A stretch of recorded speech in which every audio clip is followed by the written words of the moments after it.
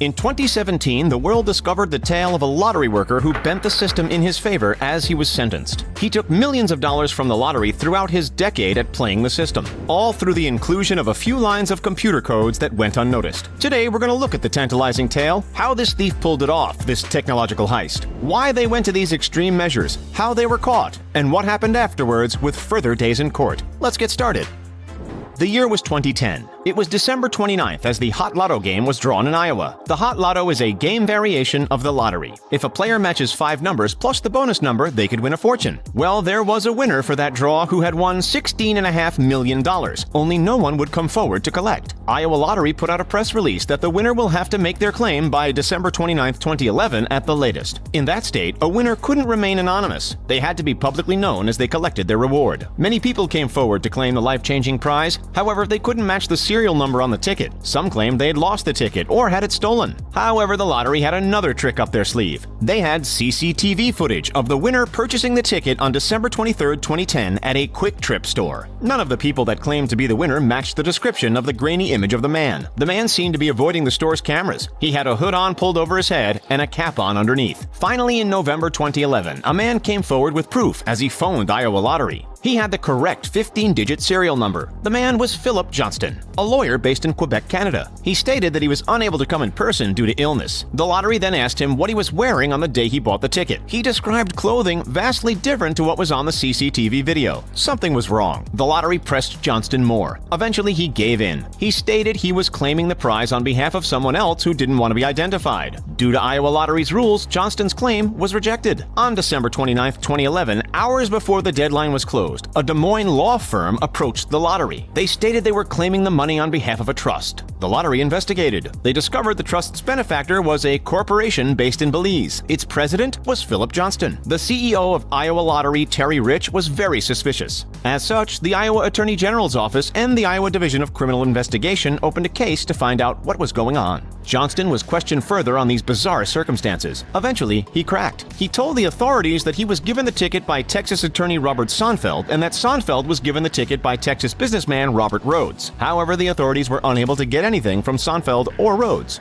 For 3 years, the case went cold. The authorities had little information to work with, but they had one more card to play. They released the grainy CCTV footage to the public. They hoped that someone out there would recognize the man through his appearance or his voice as he made his purchases. The video quickly spread online. The footage was emailed to an employee of Maine Lottery by their boss. As soon as they watched the video, they recognized the voice. It belongs to a man that briefly worked at the company a few years ago. The man was at Maine Lottery for a week conducting a security audit. Noel Kruger, a draw manager at Iowa Lottery, was shown the video by a colleague. She instantly knew who it was: Eddie Tipton. Tipton worked at the Multi-State Lottery Association as an information security director. The MUSL worked with many lottery games across the country, one of which involved the Iowa Lottery's Hot Lotto. Tipton was a quiet and well-liked man. He grew up in Texas. Tipton's job involved creating web pages and software. He also installed firewalls and security into the computer system for MUSL. On top of this, he would review security for lottery games in dozens of states across the U.S. Often, he would work 60 hours a week. His role at the MUSL gave him a wage of $100,000 per year. Yet he was still able to splash out $540,000 on building a new house. Since Tipton lived by himself, many people questioned how he could afford to build such a home.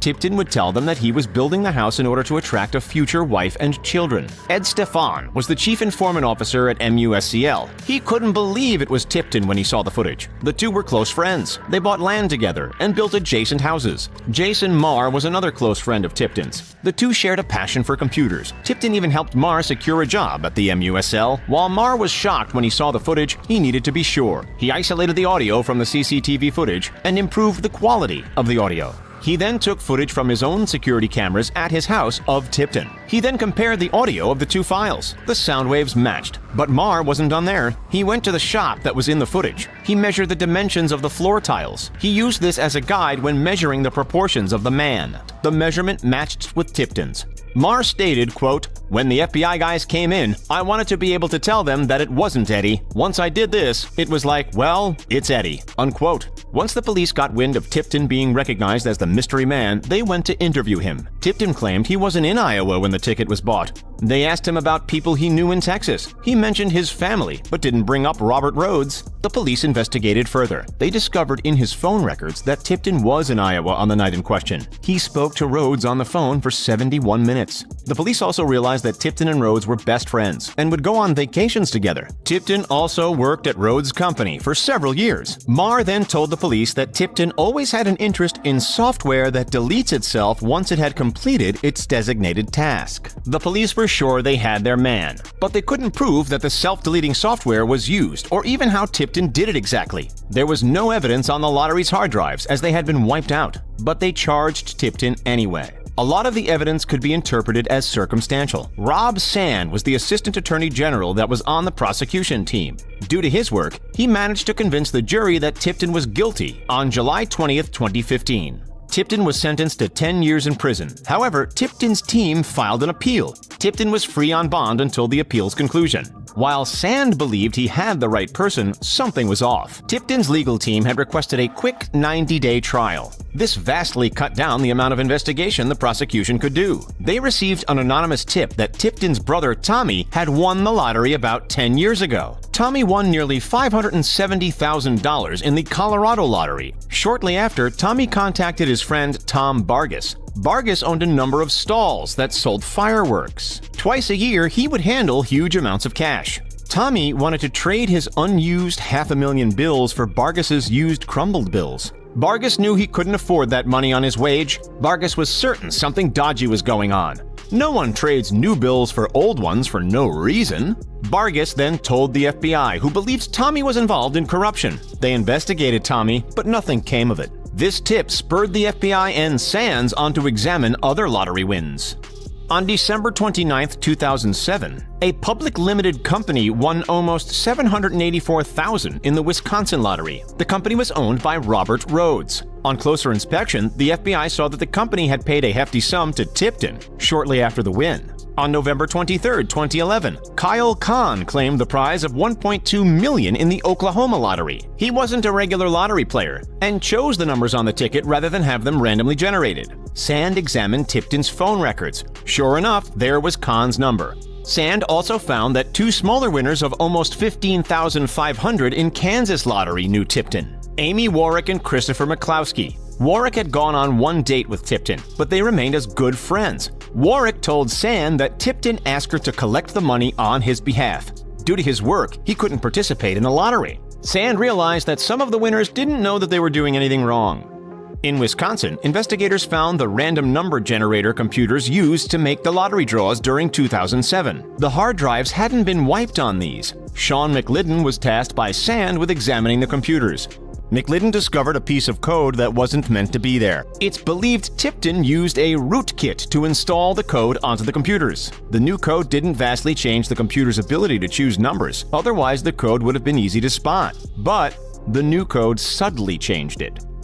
On certain dates, the code would vastly reduce the option of numbers the computer could pick from. The dates were May 27th, November 22nd, and December 23rd. Tipton would then be able to calculate the most likely numbers that the computer would select. The odds of winning dropped from 1 in 11 million to 1 in a few hundred. Once the adapted code was approved, it was copied into other RGN computers and shipped across the country for other lotteries. Tipton would then give his friends and family a list of likely numbers in order to win prizes. He would then receive a small percentage in return. According to Tipton's lawyer, the prize came out to $2.2 million, yet Tipton only received $350,000. Tipton saw himself as a Robin Hood figure, helping out those in need. However, since Tipton and his brother owned a lot of real estate, the prosecution doubted this claim. The prosecution cut a deal with Tipton as long as he pled guilty and told them everything about his scheme. In January 2017, Rhodes received a 6-month house arrest sentence and a fine.